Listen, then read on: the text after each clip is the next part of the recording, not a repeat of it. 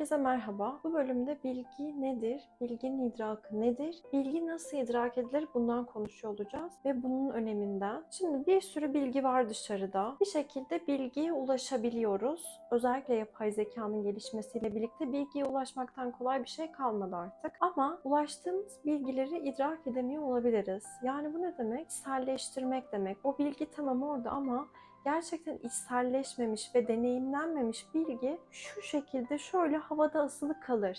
Ve siz onu tam olarak içselleştiremezsiniz. Yani tam olarak benimseyemezsiniz. Evet o bilgi oradadır ama nöronlarınız böyle birleşip onu kavrayamazlar. O böyle orada beyninizin içinde sallanıyormuş gibi olur. O bilgidir orada kalır. Hiçbir şekilde deneyimlenemez ve ulaşılamaz ve bu yüzden de hayatınıza uygulayamazsınız. Hayatınızda bunu gerçekleştiremezsiniz. Öğrendiğiniz bir şeyi hayatınızda uygulayamıyorsanız o aslında işlenmemiş bir bilgidir, içselleştirilememiş bilgidir ve hiçbir işe yaramaz. O yüzden bilginin önce idrakına sağlanması ve deneyimlenmesi gerekir. Bir kişi o bilgiyi deneyimlemeden, içselleştiremeden onu bu şekilde aktaramaz dahi. Yani şu an ben size bunu kamera karşısında anlatabiliyorsam bu bilgiyi idrak ettiğimi gösterir. Aksi takdirde burada iki cümleyi bir araya dahi getiremem. Bu içerik üreticilerin hepsi için de geçerli veya herhangi bir alanda bir insan o konu hakkında konuşuyorsa o konuyu içselleştirmiş demektir. Dediğim gibi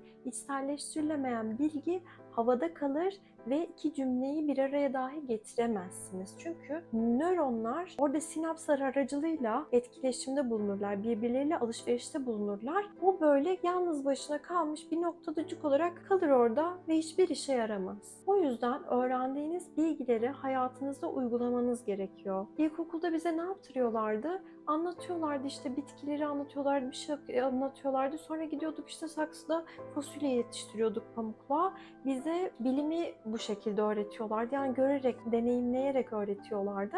Ve o zaman biz gerçekten neyin ne olduğunu anlayabiliyorduk. Size sadece kitaptan ezbere öğrettiklerini ve deneyimlettirmediklerinde bir şeyi anlayamazsınız, algılayamazsınız. Her zaman bilgiyle birlikte deneyimin de ortada olması gerekir. Yoksa her bilgi havada kalır. Onu uygulamanız ve içselleştirmeniz gerekir. O zaman konunun başına dönersek. Aslında burada anlatmak istediğim nokta şu. Ben şu an bu konular hakkında konuşabiliyorsam gerçekten ve içten bir şekilde, çünkü siz elinizi kalbinize koyduğunda birinin içten mi konuşuyor yoksa onu yalnızca taklit mi ediyor, bunu anlayabilirsiniz. Anlamanız gerekiyor. Kalbinizin güzel, fonksiyonel bir şekilde çalışıyor olması gerekiyor. Çünkü kalp beyinden daha güçlü, elektrik akımına sahip ve gerçekten düşünebilen bir organ. Bu bilim açısından da kanıtlandı. Kalbinizle düşünmeyi öğrenin. Çünkü zihniniz bir çocuk gibi kolay her şeye aldanır. Ona ne söylerseniz alır, ona ne söylenirse alır. Kolay manipüle edilebilir. Ama kalbiniz kolay manipüle edilmez. O yüzden kalbinizle düşünmeyi öğrenin. Bakın karşınızdaki gerçekten içten mi konuşuyor yoksa bir yerden mi kopyalamış, bunu hissedeceksiniz zaten. Bir insan bir şey hakkında içten bir şekilde konuşabiliyorsa yaşadığı için konuşuyordur. Öncelikle o bilgiyi içselleştirebildiği için ona saygı duymanız gerekir. Bu ne konuda olursa olsun sizin hayrınıza, sizin yüce hayrınıza ve iyiliğiniz için sizinle bir bilgi paylaşıyor ve gerçekten içselleştirilmiş bir bilgiden bahsediyor. Siz de içselleştirebilin diye, siz de o donanıma sahip olun diye. En başta bunun için karşınızdaki insana saygı duymanız gerekiyor. Ve siz de bu bilgiyi içselleştirmeyi seçebilirsiniz, idrak edebilirsiniz. Buradaki en büyük öğretmeniniz yine hayatın kendisi olacaktır. Çünkü hayat bir şeyi öğrenmek istediğinizde o şeyi size öğretmek için her yolu dener. Ama o yoldan kaçmayacaksınız. Çünkü bilgi yanında sorumluluk da getirir. Bazı şeylerle yüzleşmeniz gerekir. Özellikle hayatla alakalı büyük bilgilerden bahsediyorsak o zaman gerçekten büyük sınavlara tabi tutulmanız gerekir. Bilginin idraki asıl bu şekilde sağlanır. Buna hazır olmanız gerekiyor. Öyle öğrenmek kolay bir şey değil. Öğrenmek bedelsiz bir şey değil. Bilgi bu kadar çok da olsa neden herkes bu kadar bilgisiz ve cahil hareketlerde bulunuyor? Çünkü idrak etmiyorlar. Verilen bilgiyi alamıyorlar, işlemden geçiremiyorlar, idrak edemiyorlar. İdrak etmek sizin bir seçiminiz. Bu seçimi yapabilirsiniz ama bu seçimi yaptığınız anda hayat size o bilgiyi idrak ettirmek için önünüze bir yığınla sınav sunar. Bakalım gerçekten o bilgiyi hak ediyor musun diye. Ne kadar çok bilgi o kadar çok sınav. Ne kadar çok sınav o kadar çok bilgi. Yani bu bir seçim. Bilmek de çok büyük bir sorumluluk getiriyor.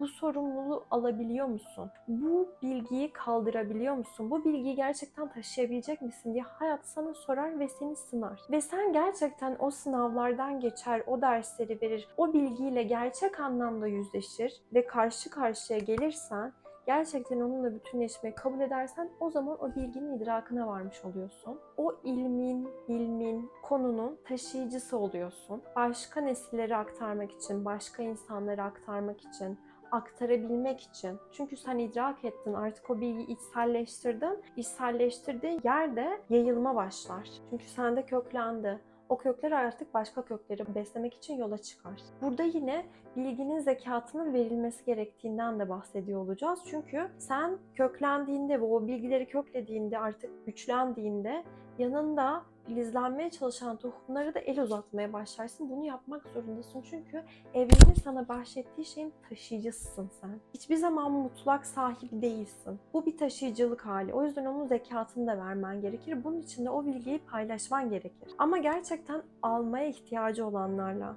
almaya ihtiyacı olmadığında kendisi zaten çoktan intihara gitmiş bir tohuma sen gidip hükmedemezsin, bir şey yapamazsın. O kendi seçimini kendisi yapmıştır. O insan o bilgiyi almak istemiyorsa ona o bilgiyi veremezsin. Bu bir seçimdir. Kimsenin seçimine siz karışamazsınız, siz mani olamazsınız. Herkes kendi seçimlerini yapmak için bu hayata gelmiştir. Neden hepimiz tek doğuyoruz? Tek olarak yeşeriyoruz. Çünkü hepimiz kendi tekamülümüz yaşıyoruz.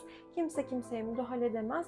Ama siz o bilgiyi içselleştirdiyseniz o bilgiye ihtiyacı olan insanlara da o bilgiyi yaymanız sorumluluğunda tutuluyorsunuz. Bunu da yapmanız gerekir. Yani bilgi ne kadar çok olursa olsun, bu hayatta ne kadar çok olunursa olunsun, bir şeyin miktarı değil, kalitesi önemlidir. O bilgiyi ne kadar idrak ettiğinizle alakalıdır her şey. Ne kadar çok idrak ederseniz o kadar iyi yerlere getirirsiniz o bilgiyi. Zaten mesleğinde, alanında veya herhangi bir şeyde başarılı olan insanlar da o şeyi iyice idrak etmiş, içselleştirmiş insanlardır. Burada asıl nokta sizin ne kadar idrak edebildiğiniz ve ne kadar içselleştirebildiğiniz, miktar değil, saat değil, ne kadar içtenlik katabildiğiniz, kalbinizden ne kadar verebildiğinizle alakalı. Bunun için de kalbinizi dinleyin. O sizi doğru yere götürecek, o size ait olduğunuz yere götürecek, o sizi ait olduğunuz bilgiyle bir araya getirecek. Peki siz kalbinizi yeterince dinlemeyi biliyor musunuz?